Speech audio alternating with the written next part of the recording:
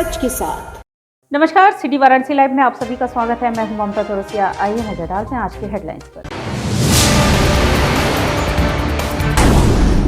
TET परीक्षा स्थगित किए जाने के खिलाफ सयूज का धरना। 15 दिनों के अंदर पुनः टीईटी की परीक्षा कराए जाने की उठाई मांग। मैनहोल में काम करने के दौरान सफाई कर्मी गिरा। एनडीआरएफ की टीम ने युवक को निकालने का किया प्रयास, नहीं मिली सफलता। काशी हिंदू विश्वविद्यालय स्थित पंडित दीनदयाल उपाध्याय पीठ के तत्वाधान में राष्ट्रीय संगोष्ठी व सम्मान समारोह का आयोजन। और विद्यापीठ में आयोजित व्यापारी सम्मेलन में शामिल होने वाराणसी पहुंचे कैबिनेट मंत्री नंद गोपाल नंदी।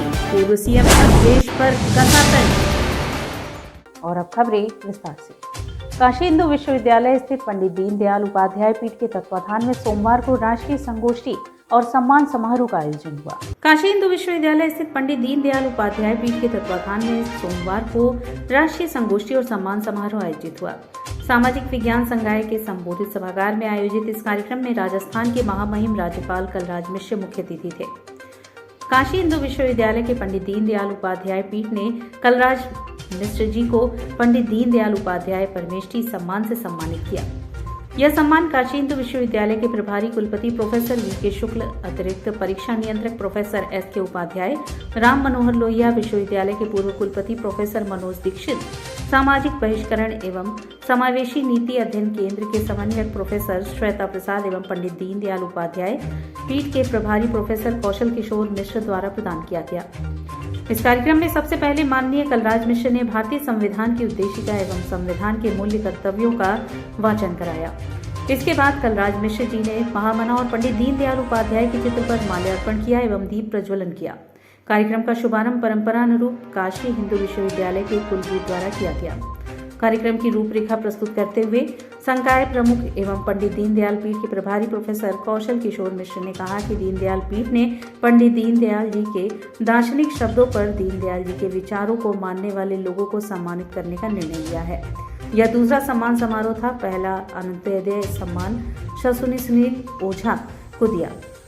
तीसरा सांस्कृतिक सम्मान पद्मश्री मालिनी अवस्थी एवं अवनीश अवस्थी को दिया जाएगा। प्रोफेसर मिश्र ने कहा कि दीनदयाल पीठ द्वारा अमृत महोत्सव के तत्वाधान में 75 भूले बिसरे कर्मवीरों का सम्मान आगामी 3 महीने में किया जाएगा।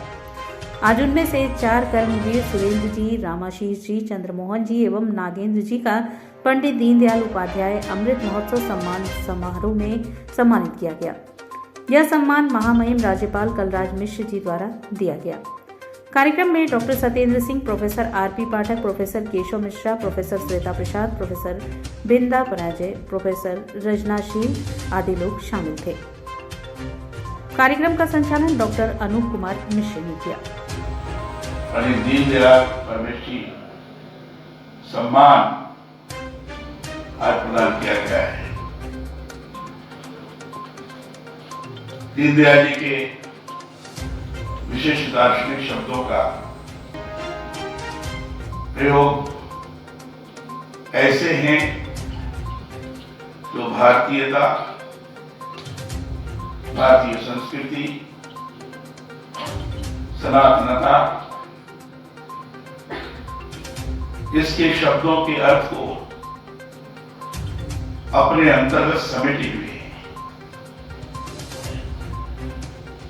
जब दीनदयाल जी का एक शब्द कोई प्रयुक्त तो होता है, उस शब्दों में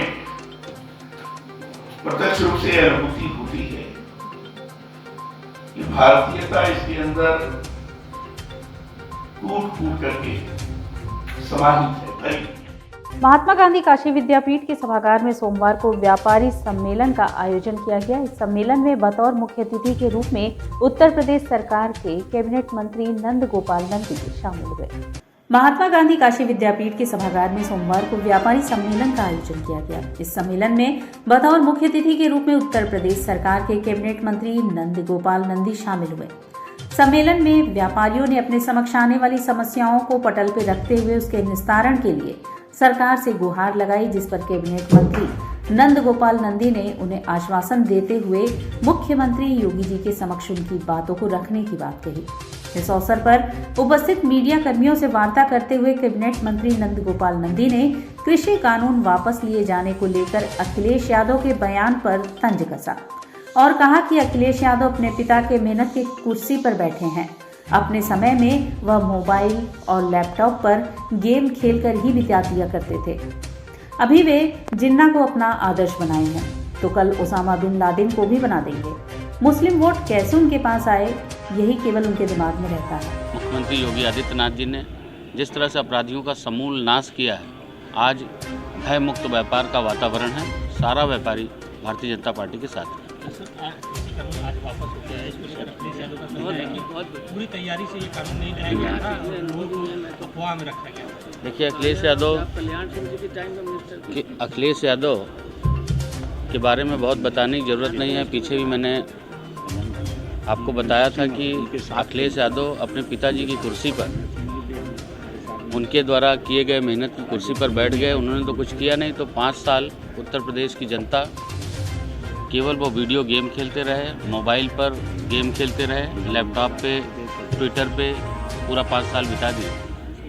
और तरह तरह के जो निर्णय उन्होंने सरकार में लिए फिर वापस किए। और अभी टोटी और वैक्सीन ये सब कुछ आपने देखा है। अभी उन्होंने जिन्ना को अपना आदर्श बना दिया, कल ओसामा बिन लादेन को बना सकते हैं। मुस्लिम वोट कैसे उनके हाथ में आए, केवल और केवल उनके दिमाग में यही रहता है। लोहरावेर स्थित एक मैनहोल में काम करने के दौरान सोमवार की दोपहर एक युवक उसमें जा समाया। लोहरावेर स्थित एक मैनहोल में काम करने के दौरान सोमवार की दोपहर एक युवक उसमें जा समाया। उसके साथियों ने उसे बचाने के लिए नीचे रस्सी फेंकी, लेकिन वह छूट गई और युवक का पता नहीं चला। मौके पर अग्निशमन विभाग के साथ ही एनडीआरएफ के 11वीं बटालियन की टीम ने युवक को निकालने का प्रयास किया, लेकिन नाकामयाबी मिली। उसके बाद उसके मजदूर साथी को भेजा गया, लेकिन वो भी खाली हाथ वापस आया।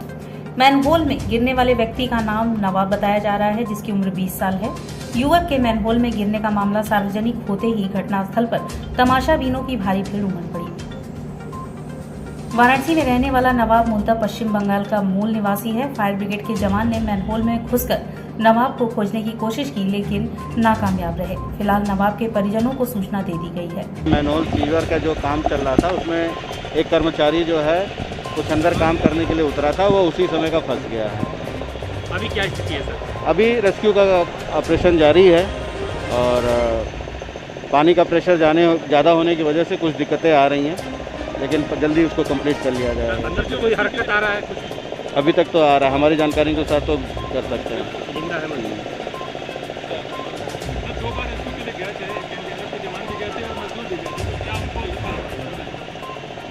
जो मजदूर का क्या, हम मजदूर गए थे उनका हमें आइडिया नहीं है, लेकिन जब हमारे एनडीआरएफ के जवान गए थे तो उन्होंने ये बताया कि वो जो है अंदर उनका पैर फंसे होने के कारण और पानी में बहाव ज़्यादा होने के कारण उनको निकालने में मुश्किल हो रहा है। ऑक्सीजन की पाइपलाइन गई हुई है ज़्यादातर। कितने घंटे हो गए?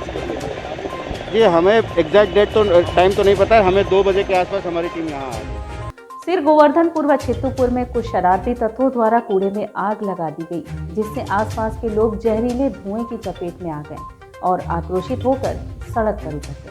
बीएचयू परिसर स्थित गौशाला के बगल में पड़े कूड़े के ढेर में रविवार को किसी शरारती तत्व ने आग लगा दी, जिसके कारण सिर गोवर्धनपुर, चित्तूपुर सहित अगल बगल गाँव में जहरीली धुएं से लोगों का दम घुटने लगा।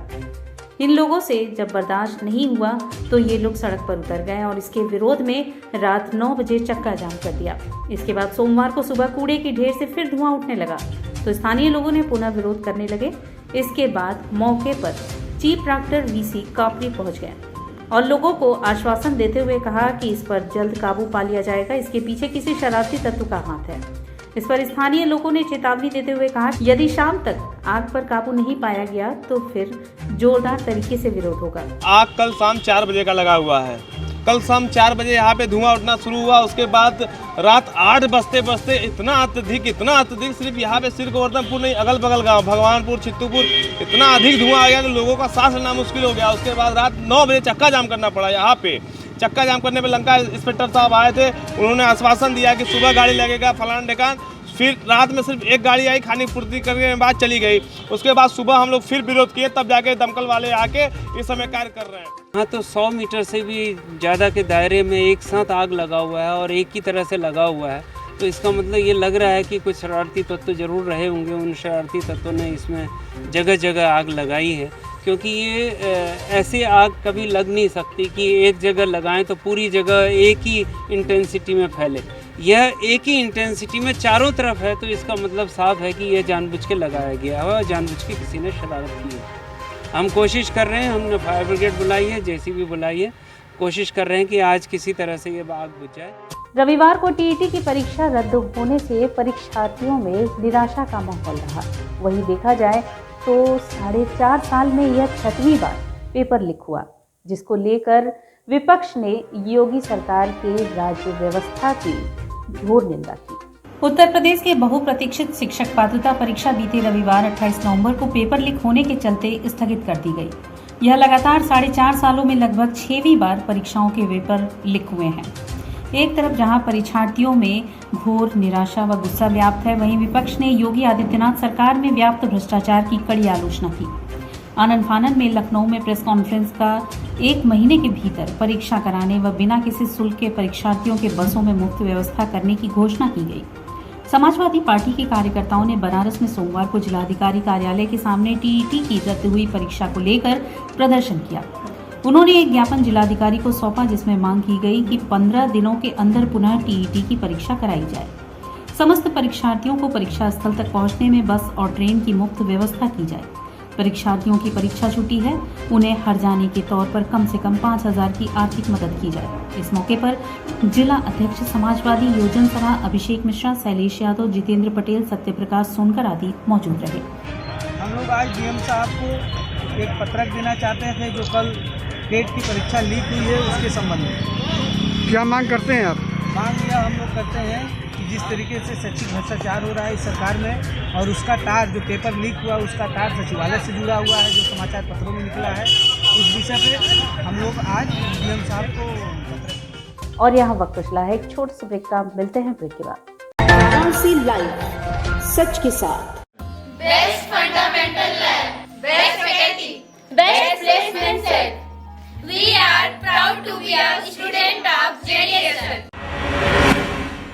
I am a student of Jeevandeep Mahavidyalaya. I am proud of Mahavidyalaya for excellent faculty, best support and best infrastructure and best placement. Best fundamental lab, best faculty, best placement set. We are proud to be a student of JDSN. I am a student of Jeevandeep Mahavidyalaya. I am proud of Mahavidyalaya for excellent faculty, best support and best infrastructure and best placement. हम तोड़ेंगे ये सन्नाटा, करेंगे बात आपकी, बात बना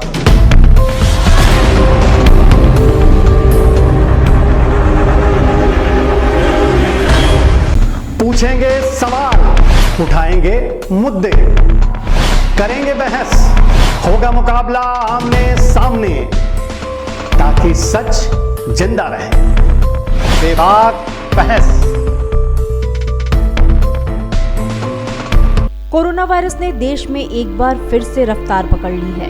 ऐसे में जरूरी है कि सभी लोग पूरी एहतियात बरतें। घर से बाहर निकलते समय मास्क का सदैव प्रयोग करें। समय समय पर हाथों को सैनिटाइजर से सैनिटाइज करें। ज्यादा भीड़ भाड़ वाली जगहों में जाने से बचें। 2 गज की दूरी का पालन करें। स्वस्थ रहें, सुरक्षित रहें। जनहित में जारी वाराणसी लाइव। वाराणसी लाइव, सच के साथ। और ब्रेक के बाद पुनः आपका स्वागत है। रविवार को शास्त्री घाट कचहरी पर जाति जनगणना संयुक्त मोर्चा द्वारा राष्ट्रीय जाति जनगणना सम्मेलन का आयोजन हुआ। 28 नवंबर रविवार को शास्त्री घाट कचहरी पर जाति जनगणना संयुक्त मोर्चा द्वारा किया गया राष्ट्रीय जाति जनगणना सम्मेलन हुआ।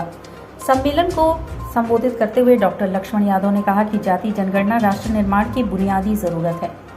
बहुसंख्यक आबादी को हक, अधिकार, शिक्षा, रोजगार से वंचित करके और आबादी के हिसाब से हिस्सेदारी दिए बगैर किसी भी आधुनिक राष्ट्र का निर्माण संभव ही नहीं है।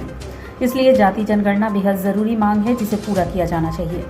पूर्व राज्यसभा सांसद अली अनवर ने कहा कि जाति जनगणना सांप्रदायिक ध्रुवीकरण, नफरत और बंटवारे की राजनीति को कमजोर करेगा। साथ ही साथ मुस्लिम, हिंदू, सिख, ईसाई के पसमानदा की एकता को मजबूत करेगा और व्यापक बहुजन के हक अधिकार की लड़ाई को आगे बढ़ाएगा।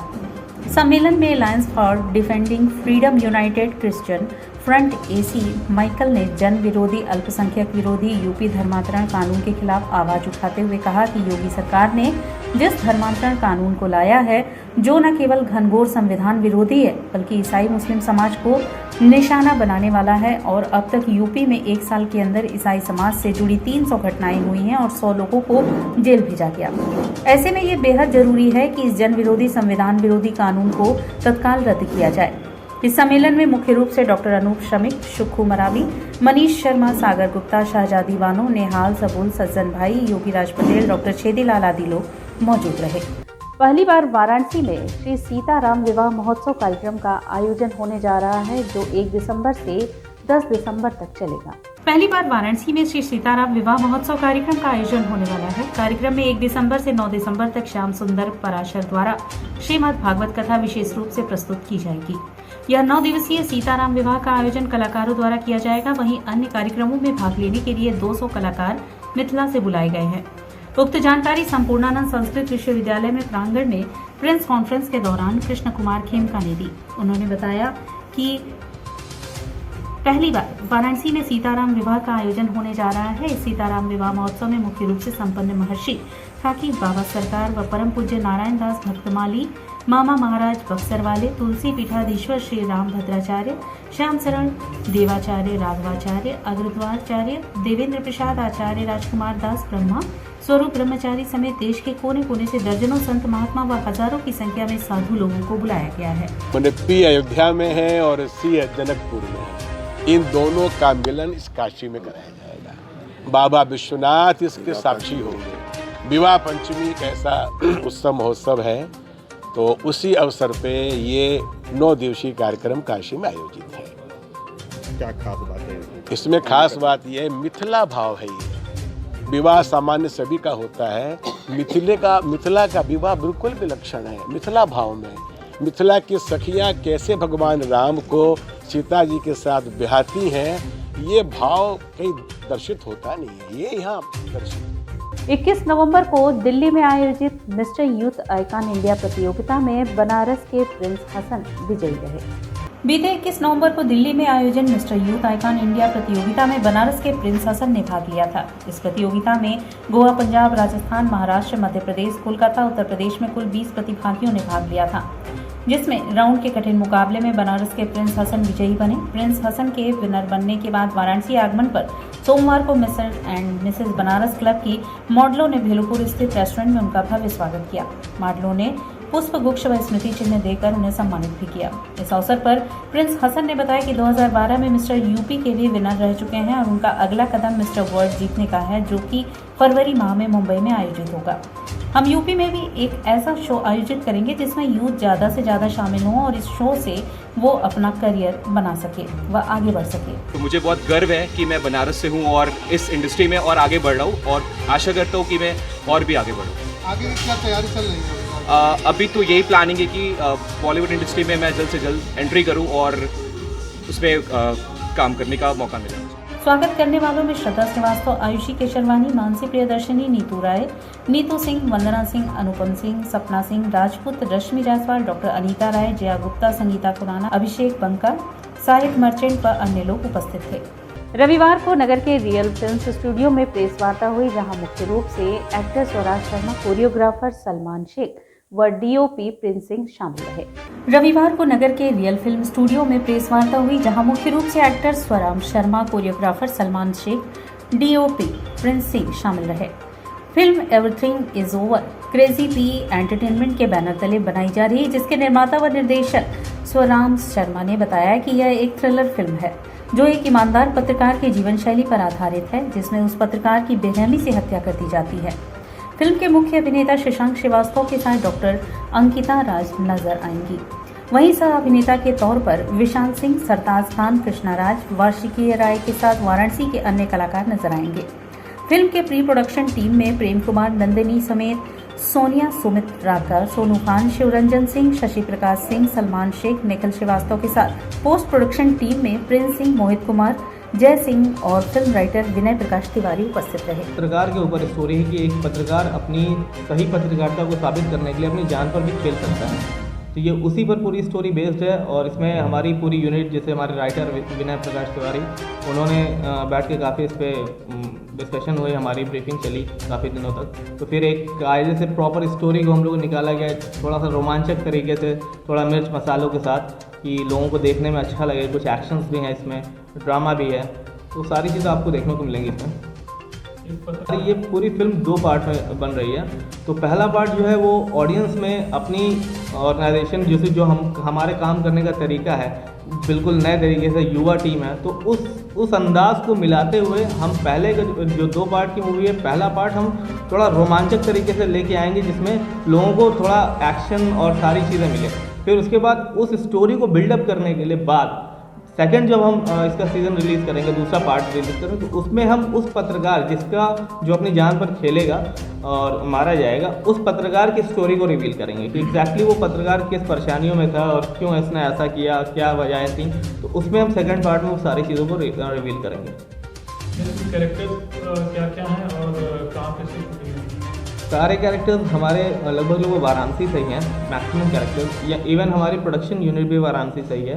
बहुत सारी चीज़ें हैं बाहर से जितने भी हम लोगों ने काम किया है, वो सिर्फ जैसे जो टेक्निकल पार्ट है, टेक्निकल जो यहाँ पे वाराणसी में हमारा चीज़ें अवेलेबल है पर थोड़ा सा मुश्किलें होती है, तो उन टेक्निकल पार्ट्स को हम लोगों ने मेंटेन करने के लिए खाली बाहर उसकी तैयारियाँ की हैं। बाकी हमारी पूरी यूनिट लगभग यहीं की है। और इसी के साथ सिटी वाराणसी लाइव का यह प्रसारण यही समाप्त होता है। ममता चौरसिया को दी इजाजत। नमस्कार।